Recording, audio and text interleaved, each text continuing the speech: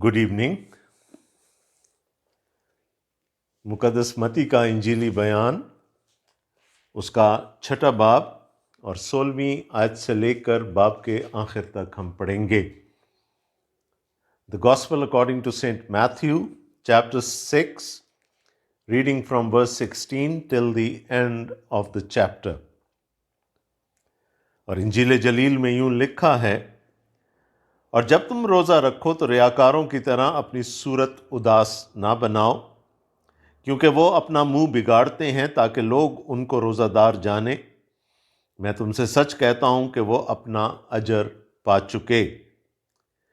बल्कि जब तू रोज़ा रखे तो अपने सर में तेल डाल और मुंह धो, ताकि आदमी नहीं बल्कि तेरा बाप जो पोशीदगी में है तुझे रोज़ादार जाने। इस सूरत में तेरा बाप जो पोशीदगी में देखता है तुझे बदला देगा।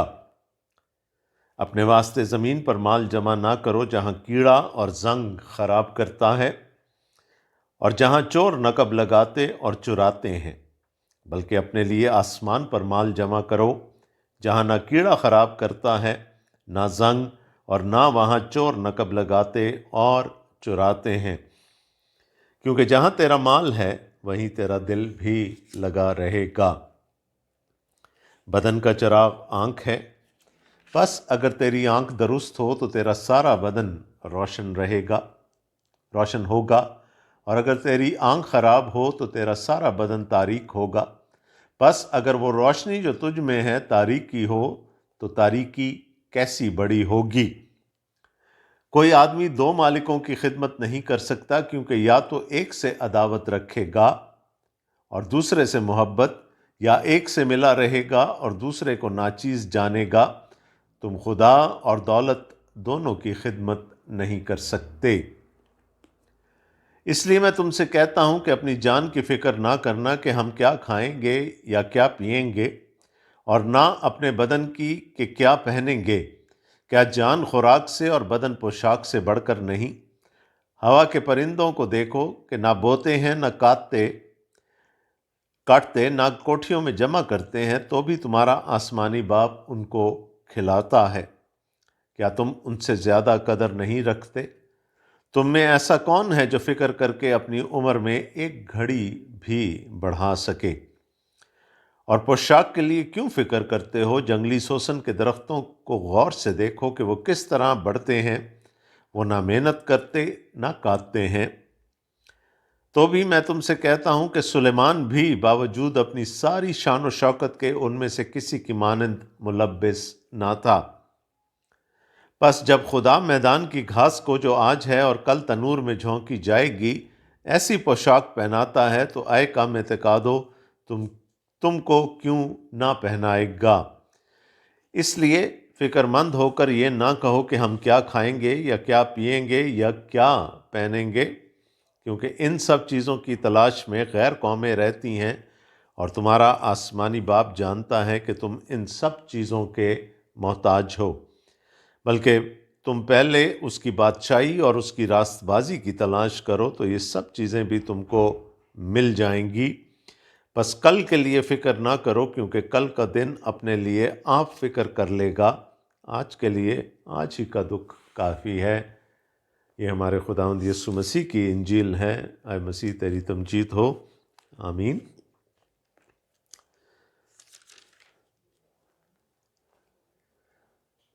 बात चल रही थी इबादत की, और यीशु मसीह ख़ास तौर पर उन 3 इबादत का ज़िक्र हमारे सामने लेकर आए जो कि यहूदियों में मुरव्विज थीं। खैरात, दुआ, और अब आज हम रोज़े पर गौर करने जा रहे हैं। और खुदावंद यीशु मसीह ने कहा कि जो कहने का मकसद था उनका, और ये हम इस पे पहले बात कर चुके हैं, कि इबादत जब हम कहते हैं लफ्ज़ इबादत, तो ये वो रिश्ता है जो एक आबिद को, इबादत करने वाले को माबूद से जोड़ता है। जिसकी इबादत की जाती है उससे जोड़ता है। और worship in any form sadly speaking, we have restricted worship only to singing these days. Worship in any form connects the one who is worshipped and the one who worships. یہ کنیکشن ہے بیچ کا. اور جتنا اچھا وہ رشتہ ہوگا دونوں کے درمیان اتنی اچھی عبادت ہوگی. افسوس کے ساتھ کہنا پڑتا ہے کہ آج ہم نے ورشپ کے معنی صرف گانا بجانا میوزک لے لیا ہے. نہیں، عبادت یا ورشپ جو ہے وہ اس کی کئی جہتیں ہیں، کئی صورتیں ہیں، جن میں سے 3 کا ذکر یہاں پر خداوند نے کیا. میں ایک دفعہ پھر کہہ دوں، یہاں پر کمیونل عبادتوں کا ذکر نہیں ہو رہا، کیونکہ جب آپ کمیونل عبادت کرتے ہیں، سب کے ساتھ مل کر عبادت کرتے ہیں، تو سب دیکھ رہے ہوتے ہیں کہ آپ دعا کر رہے ہیں، آپ گا رہے ہیں، سب دیکھ رہے ہوتے ہیں کہ آپ کا ہاتھ چندے کی تھیلی میں گیا ہے. جب ایک اجتماعی روزے کی درخواست دی جاتی ہے تو پھر سب روزے سے ہوتے ہیں اور سب کو پتہ ہوتا ہے کہ وہ لوگوں نے روزہ رکھا ہے. ہم بات کر رہے ہیں انڈیویجول عبادت کی، وہ جو ایک شخصی رشتہ ہے ہمارا اور ہمارے معبود کا، the personal relationship between us and our God. تو اس کی بات ہو رہی ہے یہاں پر. ہم بات کر چکے ہیں دینے کی اور ہم بات کر چکے ہیں دعا کی. اور ہم نے کہا تھا کہ you have the liberty of choosing your own audience. آپ کس کو دکھانا چاہتے ہیں کہ میں عبادت کر رہا ہوں؟ یسوع نے کہا کہ کیا خود ستائشی کے لیے، اپنی تعریف خود کرنے کے لیے ہم عبادت کرتے ہیں؟ تو جب تعریف کر دی، اجر پا چکے، ختم ہو گیا. یا ہم دوسروں کو دکھانے کے لیے عبادت کرتے ہیں، تو پھر اگر دوسروں نے بھی مان لیا کہ ہم بہت راست باز ہیں اس لیے کہ ہم بہت عبادت کرتے ہیں، تو پھر بھی ہمارا اجر ختم ہو گیا. اور تیسرے ہے کہ پوشیدگی میں ہم اپنے خدا کے سامنے جھک کر عبادت کریں، کسی تیسرے کو پتہ نہ چلے، اور یوں وہ خدا جو ہمیں پوشیدگی میں دیکھتا ہے پھر اس کا اجر ہمیں دے گا. لیکن مسیح نے یہ سکھایا کہ وہ اجر چھپا کر نہیں دے گا، چاہے وہ عبادت پوشیدگی میں کی گئی ہو، اجر ہمیں اوپنلی ملے گا.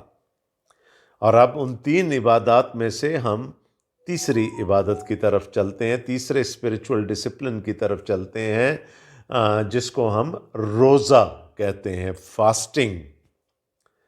اور ابھی چند مہینوں کے بعد لینٹ کا سیزن آ جائے گا اور سب طرف سے سوال اٹھنے شروع ہو جائیں گے. روزہ کیا ہے؟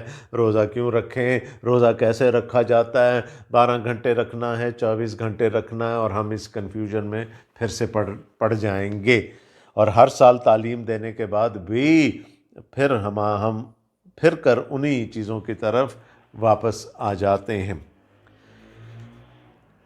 پہلی صدی عیسوی کے یہودیوں میں دکھاوا آ گیا تھا، نمائش آ گئی تھی. ان کی عبادات جو تھیں وہ لوگوں کو دکھانے کے لیے کی جاتی تھیں.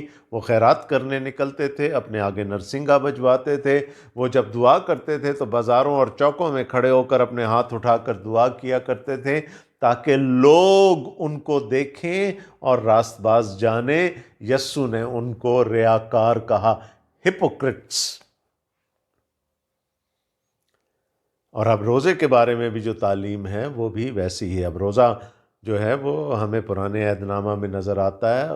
خدا کی طرف سے صرف ایک روزہ سال میں مقرر تھا اور وہ تھا یوم کفارہ پر، یوم Kapoor, the day of atonement. اس دن وہ روزہ رکھا جاتا تھا، 24 گھنٹے کا روزہ ہوتا تھا. لوگ سر میں راکھ ڈالتے تھے، اپنے اوپر خاک ڈالتے تھے، اپنے کپڑے پھاڑتے تھے، ٹاٹ اوڑھتے تھے اور ندامت سے، شرم سے روتے تھے، ماتم کرتے تھے، اپنے گناہوں پر پشیمانی کا اظہار کرتے تھے. ہوتے ہوتے یہودیوں کے کیلنڈر میں روزے بڑھتے چلے گئے. کچھ خاص واقعات کے موقع پر روزے رکھے گئے، پھر ان کی یادگاری منائی جانے لگی. یسوع کے زمانے میں آتے آتے سال میں بہت سارے روزے رکھے جاتے تھے، اور فقیہ اور فریسی خاص طور پر ہفتے میں 2 دن، اور یہ وہ دن تھے جن میں کہ یروشلم کے باہر منڈی لگا کرتی تھی، اور وہ ایک خاص رنگ کا لباس پہنتے تھے، اور وہ اپنا منہ بگاڑتے تھے، سر میں تیل نہیں ڈالتے تھے، اور وہ جا کر لوگوں میں گھومتے پھرتے تھے تاکہ لوگ دیکھیں کہ آج یہ روزے سے ہیں، اور یہ کتنے صوم و صلات کے پابند ہیں، یہ کتنے راست باز ہیں۔ پھر اس میں دکھاوا، ریاکاری شامل تھی۔ آج بھی جب یہودی روزہ رکھتا ہے تو وہ اپنے دانت بھی نہیں برش کرتا،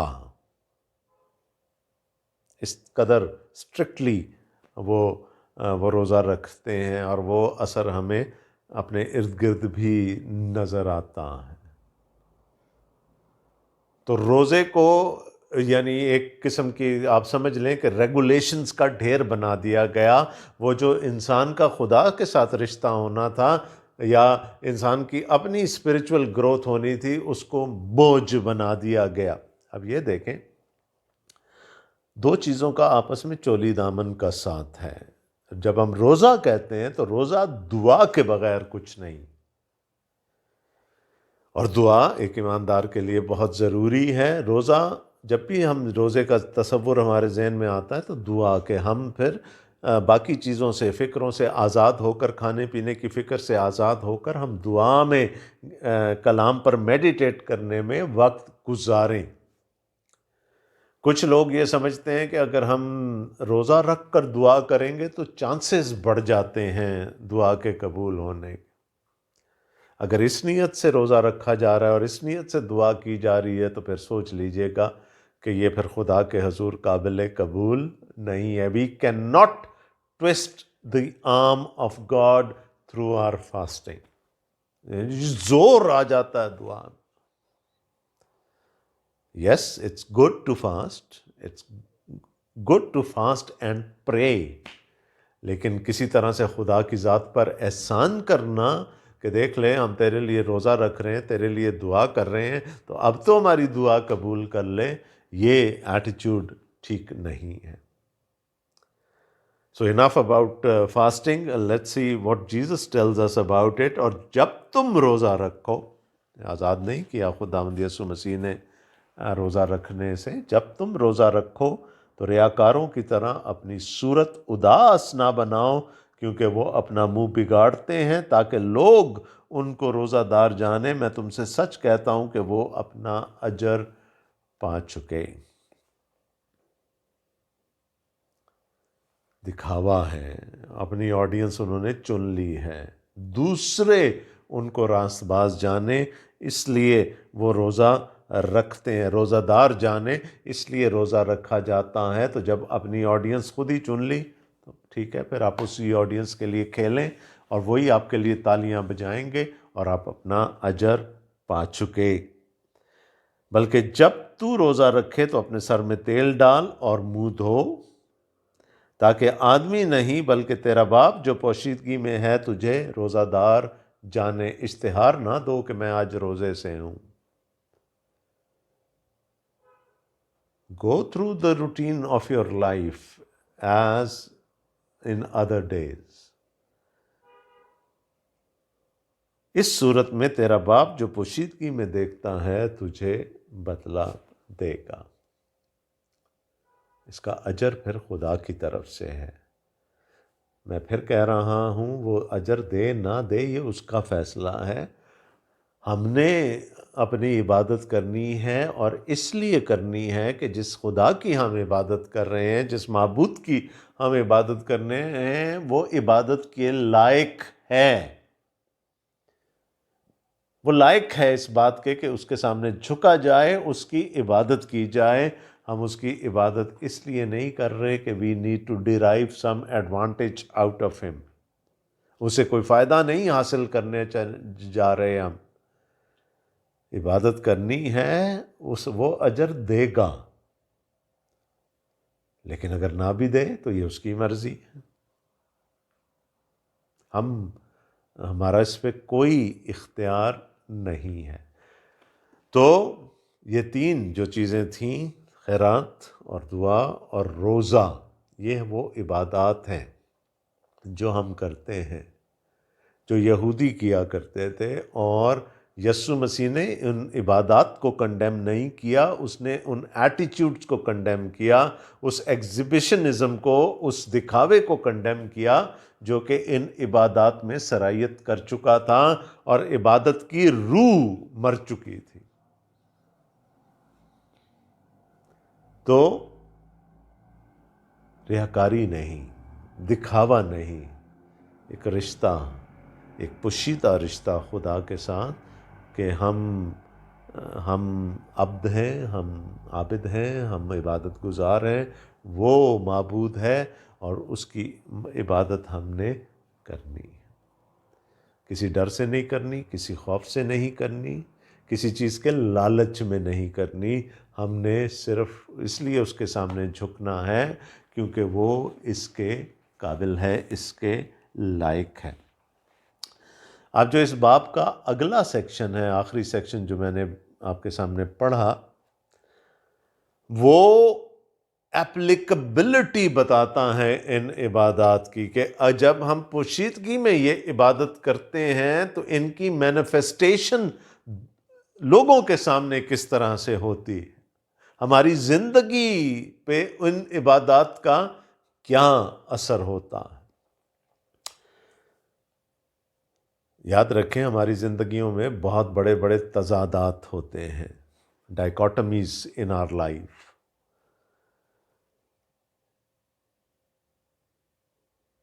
ہم سنڈے کو ڈفرنٹ قسم کے مسیحی ہوتے ہیں اور باقی 6 دنوں میں ڈفرنٹ۔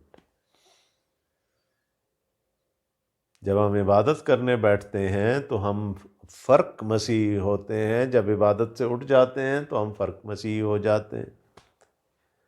ڈائیکاٹمی ہے، جیسے ان کی زندگیوں میں یہ تضاد تھا کہ وہ دکھاوے کے لیے کرتے تھے، وہ یونیفارم پہن کر عبادت کیا کرتے تھے، وہ چوکوں میں اور سڑکوں میں کھڑے ہو کر اور اپنے سامنے نرسنگیں بجوا کر عبادت کیا کرتے تھے تاکہ لوگ ان کو دیکھ لیں۔ اب وہ عبادت جو پوشیدگی میں ہوتی ہے، اس کی آؤٹ ورڈ مینیفیسٹیشن کیسے ہوتی ہے، یہ یسوع نے سکھایا اگلے سیکشن میں۔ موسیٰ 40 دن پہاڑ پر تھا خدا کی حضوری میں، کسی کو نظر نہیں آیا اندر کیا ہو رہا ہے، لیکن جب وہ باہر نکلا تو اس کا چہرہ دمک رہا تھا۔ That was the outward manifestation of what had happened inside that cloud. وہ جو عبادت، جو ریاضت، وہ جو رفاقت موسیٰ نے خدا کے ساتھ رکھی، وہ اس نور کی صورت میں مینیفیسٹ ہو گئی جو کہ اس کے چہرے سے عیاں تھا، اور یہاں تک ہوا کہ اس کو نقاب پہننا پڑ گیا اپنے چہرے پر۔ موسیٰ نے بھی ماسک پہنا تھا۔ It's good to wear masks نا، آج کل ضروری ہے کہ ہم سب بھی ماسک پہنیں، تو خدا کا کلام بھی کہتا ہے کہ ہمیں ماسک پہننا چاہیے۔ تو جب ہم دعا کرتے ہیں، میں یاد ہے وہ جب ہم ڈسکشن کر رہے تھے دعائے ربانی پر، دا لارڈس پریئر، میں نے کہا تھا پہلے ایبسلوٹ سرینڈر ہے and then there is absolute dependence. اب دعا میں تو ہم یہ کہہ دیں کہ جی اے خداوند تیری مرضی پوری ہو، جیسے آسمان پر ہوتی ہے زمین پر بھی ہو، تیری بادشاہی آئے، تیرا نام پاک مانا جائے۔ لیکن جب ہم کمرے سے باہر آئیں تو ہم کہیں او اچھا ٹھیک ہے، وہ اس کمرے تک محدود تھا سارا کچھ، اب تو میری مرضی پوری ہونی چاہیے نا۔ وہاں ہم یہ کہیں کہ جی ہمارے روز کی روٹی آج ہمیں دے، اور باہر نکل کر ہم پلاننگ شروع کر دیں صدیوں کی۔ تو جب تک دیکھیں عبادت اسی وقت آپ کی کمپلیٹ ہوگی جب کہ آپ کے وہ عبادت آپ کے ایٹیچیوڈس کو بدلے، آپ کے رویوں کو بدلے، جب کہ آپ وہ عبادت جو ہے آپ کے بیہیویئر پر اثر انداز ہو۔ چرچ کے اندر لوگ اتنی سنجیدہ شکل بنا کر جاتے ہیں عشاء ربانی لینے، اور وہی لوگ جو اتنی سنجیدگی میں عشاء ربانی لے کر آتے ہیں، جب چرچ سے باہر نکلتے ہیں تو ایک دوسرے کو ٹھٹھوں میں اڑا رہے ہوتے ہیں، دست و گریباں ہو رہے ہوتے ہیں ایک دوسرے کے ساتھ۔ تو اس کا مطلب ہے وہ اندر جو کچھ ہو رہا تھا یا تو وہ غلط تھا، یا جو باہر ہو رہا ہے وہ غلط ہے۔ ان دونوں میں آپس میں کوئی لنک نہیں ہے، کوئی تعلق نہیں ہے۔ وہ ہماری زندگی کا ایک کمپارٹمنٹ ہے اور یہ ہماری زندگی کا دوسرا کمپارٹمنٹ ہے۔ ایک کو ہم نے خدا کے حوالے کر دیا، دوسرا ابھی بھی ہمارے اختیار میں ہے۔ God does not want compartmentalized Christians۔ اگر خدا میرا خدا ہے تو پھر وہ میری زندگی کے ہر کمپارٹمنٹ کا خدا ہے۔ وہ صرف میرے اتوار کا خدا نہیں ہے، وہ میرے پورے ہفتے کا خدا ہے۔ تو ہم جاتے ہیں عبادت کرنے، لیکن we only go through the motions۔ ہم گھروں میں بھی عبادت کرتے ہیں، ہم تنہائی میں بھی عبادت کرتے ہیں، دعا کرتے ہیں، روزے رکھتے ہیں، سب کچھ کرتے ہیں، خیرات بھی کرتے ہیں، لیکن وہ ہماری زندگی کا ایک کمپارٹمنٹ ہے، وہ ہمارے ایٹیچیوڈس پر اثر انداز نہیں ہوتا۔ تو یہ کمپارٹمنٹلائزڈ جو زندگی ہے یہ خدا کو پسند نہیں ہے۔ خدا ہماری پوری زندگی کا خدا ہونا چاہتا ہے۔ بڑی خوبصورت آیت ہے اس سیکشن میں جہاں پر یہ ختم ہو رہا ہے، یہ سیکشن چھٹا باب جہاں پر ختم ہو رہا ہے، اس کی سیکنڈ لاسٹ ورس 33rd ورس جو ہے، بلکہ تم پہلے اس کی بادشاہی اور اس کی راست بازی کی تلاش کرو تو یہ سب چیزیں بھی تم کو مل جائیں گی۔ ہم دوسرے رخ سے جانا چاہتے ہیں نا، ہم کہتے ہیں پہلے ادھر والی چیزیں تو ہمیں مل جائیں، پھر دیکھی جائے گی، بادشاہی کی تلاش بھی کر لیں گے، جوانی تو انجوائے کر لینے دیں، یہ کام بڑھاپے کے ہیں کہ جہاں پر بادشاہی کی اور راست بازی کی فکر ہوگی۔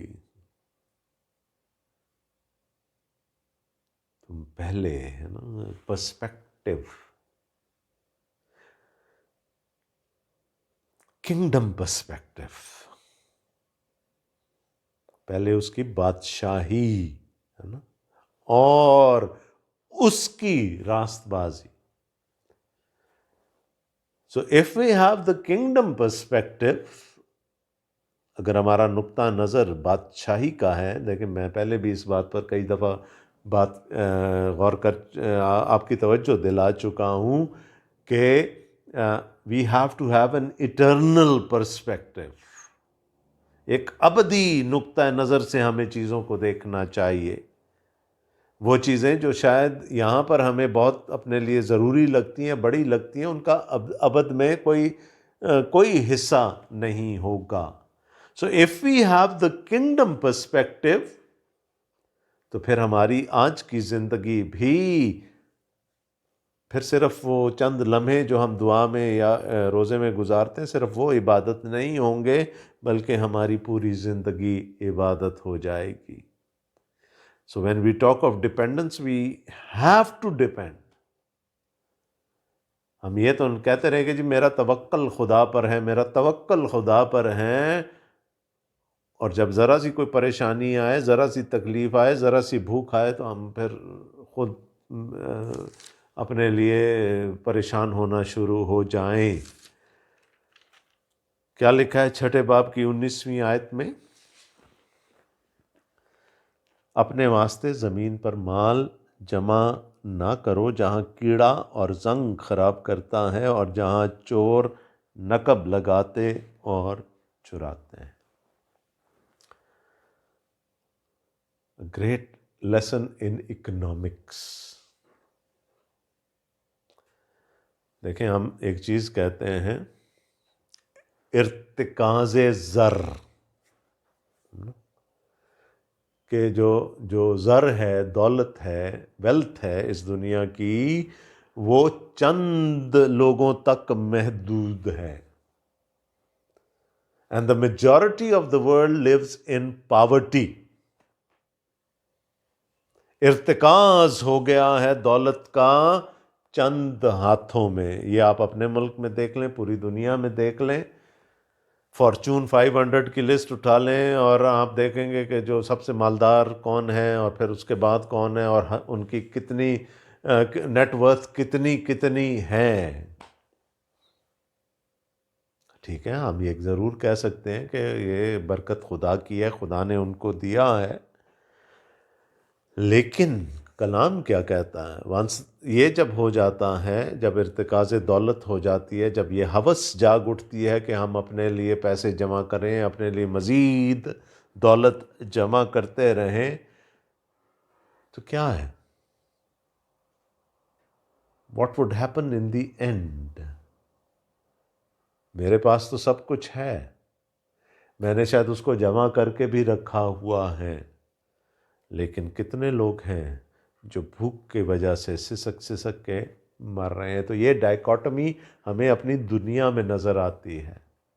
آپ نے ان بچوں کی تصویریں دیکھی ہوں گی، افریقن بچوں کی، with those pot bellies and skinny legs and arms، جن کے پیٹ تو پھولے ہوئے ہوتے ہیں لیکن بازو اور ہاتھ آپ کو ایسے لگیں گے کہ جیسے کسی نے نچوڑ لیے.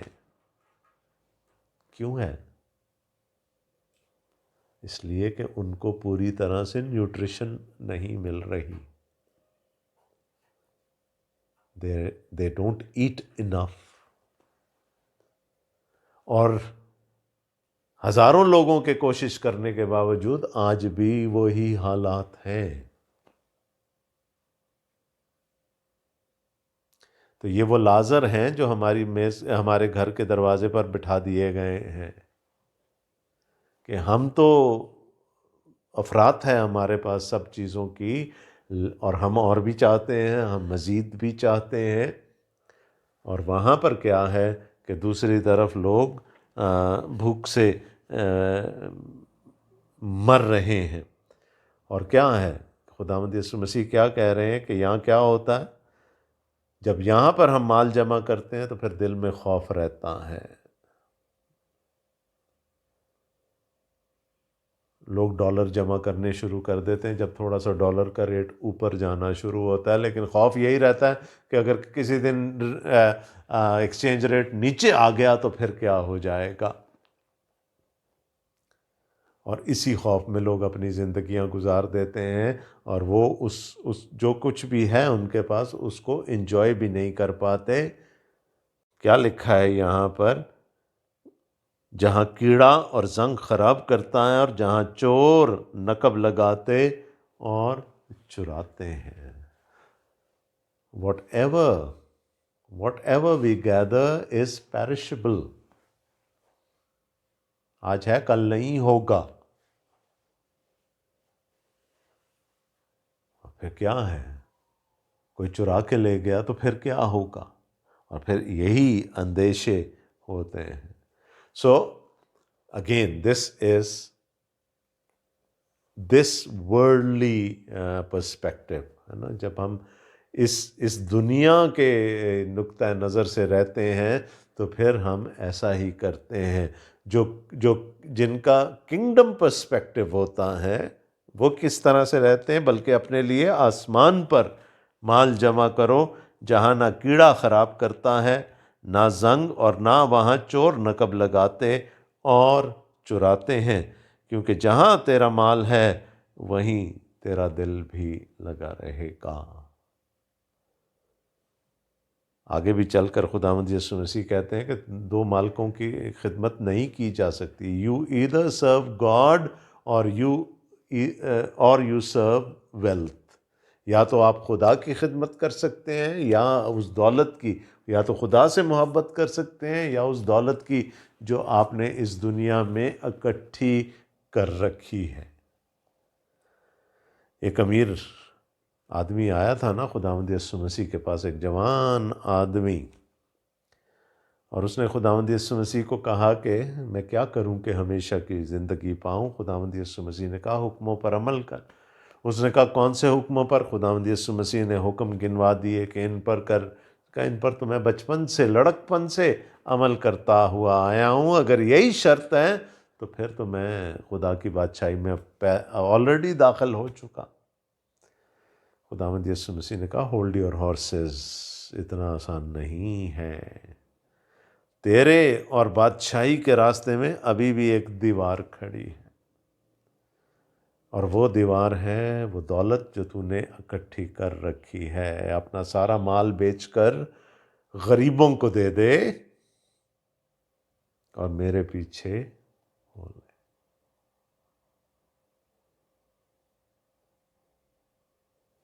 کیا ہوا؟ لکھا ہے وہ اداس ہو کر وہاں سے چلا گیا۔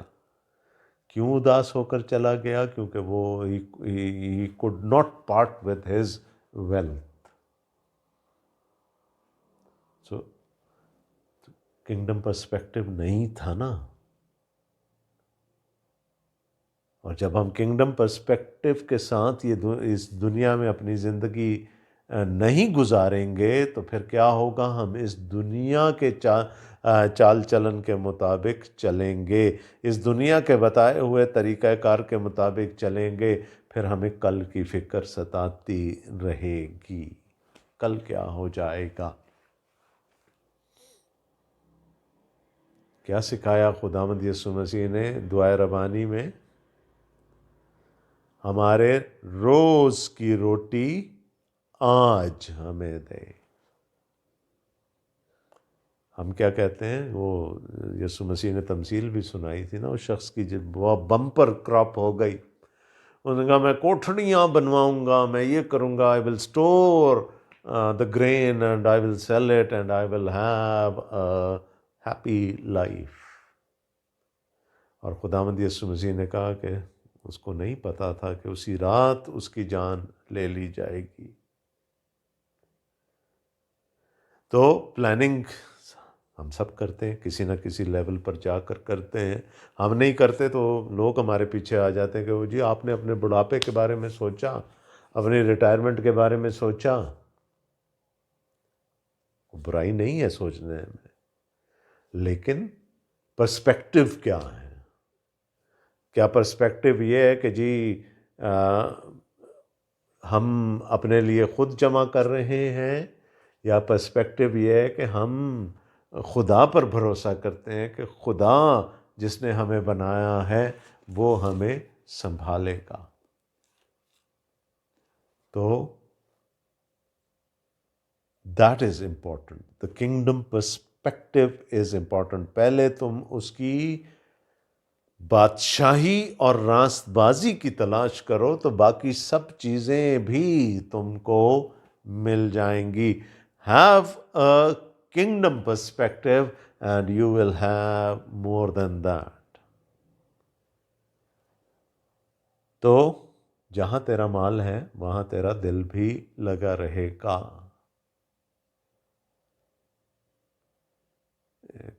لطیفہ یاد آ گیا مجھے، ایک صاحب تھے، انہوں نے کنونس ہو کر جا کر بینک میں اپنا اکاؤنٹ کھلوا لیا، اور پیسے بھی ڈلوا دیے اس اکاؤنٹ میں۔ اب وہ شخص ہر رات کو بینک جاتا تھا اور چوکیدار کو کہہ کے آتا تھا جاگدا رہی ساڈیاں رقماں لگیاں نے۔ اس کو فکر تھی کہ میری حفاظت میں تو ہے نہیں میرا پیسہ، کہیں وہاں سے چرا نہ لیا جائے۔ تو نہ خود سوتا تھا نہ چوکیدار کو سونے دیتا تھا۔ تو پھر جب ہمارا کنگڈم پرسپیکٹو نہیں ہوگا تو پھر ہم دولت کے الٹ پھیر میں ہی پھنسے رہیں گے۔ And we will have sleepless nights, we will have worries, we will have کیا کہتے ہیں اس کو hyper acidity, we will have blood pressure, we will have anxiety اور ڈاکٹروں کے اور فارماسیوٹیکل کمپنیز کے مزے ہو جائیں گے، کیونکہ پھر ہمیں ریلیکس کرنے میں پرابلم ہوگا۔ تو خداوند یسوع مسیح نے کیا کہا؟ Have a kingdom perspective. Kingdom perspective ہوگا تو تم پھر یہاں مال نہیں جمع کرنا چاہو گے، تم کہیں اور جہاں پر تمہارا پھر دل لگا رہے گا۔ If you have kingdom perspective you will be thinking of God's kingdom, اور پھر آپ کو اس بات کا اعتبار ہوگا کہ وہاں پر آپ کی میراث قائم ہے جو کوئی آپ سے چھین نہیں سکتا۔ کیا لکھا ہے یہاں پر؟ بلکہ اپنے لیے آسمان پر مال جمع کرو، جہاں نہ کیڑا خراب کرتا ہے، نہ زنگ، اور نہ وہاں چور نقب لگاتے اور چراتے ہیں۔ Nobody can steal that inheritance from you۔ وہ آپ کی قائم ہے کیونکہ اس کے پیچھے خدا کا وعدہ قائم ہے۔ تو پہلی چیز کیا ہے کنگڈم پرسپیکٹو کے لیے؟ کہ do not store in this world, store for your self in the kingdom. اور کیسے کریں گے؟ کون سی کرنسی چلتی ہے وہاں؟ کون سے بانڈز لیں تاکہ وہاں پر ہماری انویسٹمنٹ پوری ہو جائے؟ صرف اتنی سی بات ہے، absolute surrender and absolute dependence. جب خدا پر بھروسہ کرنا سیکھ جائیں گے تو پھر خود بخود آپ کا خزانہ آسمان پر جمع ہونا شروع ہو جائے گا۔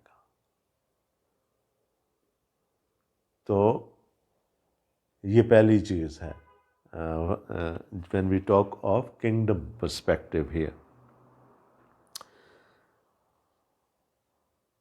میں کافی آگے جانا چاہتا تھا لیکن مجھے لگتا ہے کہ میں پورے سیکشن کو، پورا جو کچھ ہماری آج کی تلاوت تھی اس کو پورا آج نہیں ڈسکس کر پاؤں گا، اس لیے میں اس کو یہیں چھوڑ دیتا ہوں تاکہ پھر ہم اس کو اگلے ہفتے مزید تفصیل کے ساتھ دیکھ سکیں اور اس کو پھر چھٹے باب کے آخر تک پہنچا سکیں۔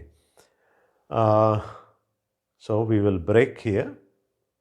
Just remember the kingdom perspective۔ پہلے اس کی بادشاہی اور راست بازی کی تلاش کرو تو باقی ساری چیزیں بھی تم کو مل جائیں گی۔ That's the type of dependence that God wants us to have۔ یہ وہ توکل ہے، وہ بھروسہ ہے جو خدا ہماری زندگیوں میں دیکھنا چاہتا ہے۔ لیکن پھر وہی بات کر رہا ہوں، the right worship will lead to a right attitude۔ جب ہماری عبادت اچھی ہوگی، ٹھیک ہو جائے گی، جب ہمارا اپنے خدا کے ساتھ، اپنے معبود کے ساتھ رشتہ صحیح ہو جائے گا، جب ہم اس پر اور اس کی بادشاہی پر غور کرنا شروع کر دیں گے تو پھر ہمارا اس دنیا پر اور اس دنیا کی چیزوں پر بھروسہ کم سے کم ہوتا چلا جائے گا۔ تو باقی مزید باتیں ہم اگلے ہفتے دیکھیں گے۔ تب تک کے لیے خداوند آپ سب کو بڑی برکت دے۔ آمین۔